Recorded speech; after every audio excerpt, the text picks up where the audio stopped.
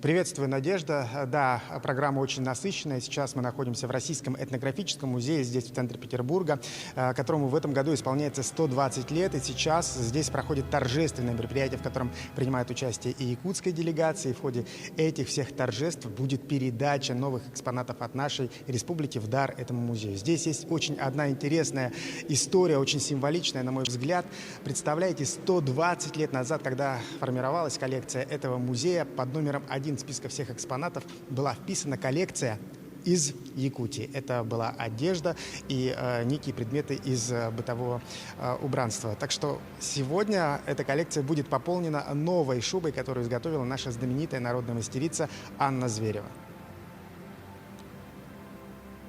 Правительство Республики Саха-Якутия подарило музею на 120-летие такой замечательный комплект: шуба, шапка и варежки, изготовленные якутской мастерицей Анной Николаевной Зверевой.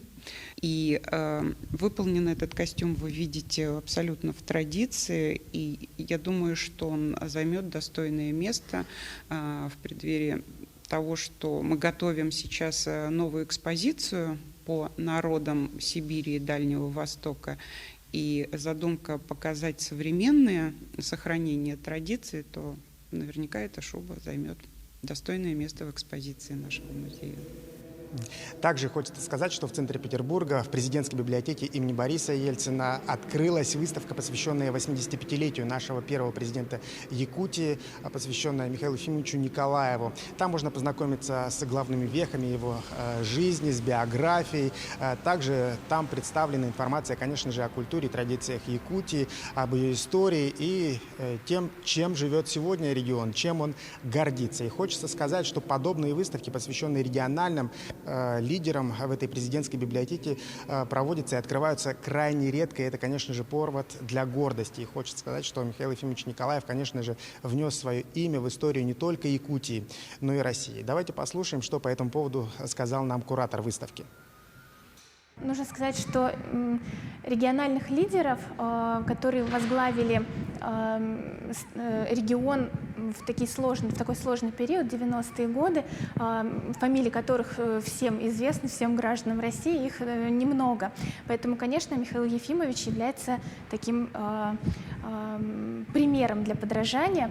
И меня очень порадовало то, как, опять же, в такой сложный период регион развивался, и есть такой показатель — индекс развития человеческого потенциала. И с 41-го места, который занимал регион в начале 90-х, уже в начале нулевых это было уже 7-е место. Поэтому это, конечно, поразительно и вызывает огромное уважение. Выставка, посвященная 85-летию Михаила Ефимовича Николаева, будет открыта в президентской библиотеке в центре Петербурга до конца ноября. С ней могут познакомиться все посетители этой библиотеки. Но, кстати, если вы даже не в Петербурге находитесь, вы тоже можете посмотреть на эти материалы, зайдя на сайт президентской библиотеки. Надежда? Благодарю, Максим. Напомню, с нами на связи из Петербурга был наш коллега Максим Кардозо.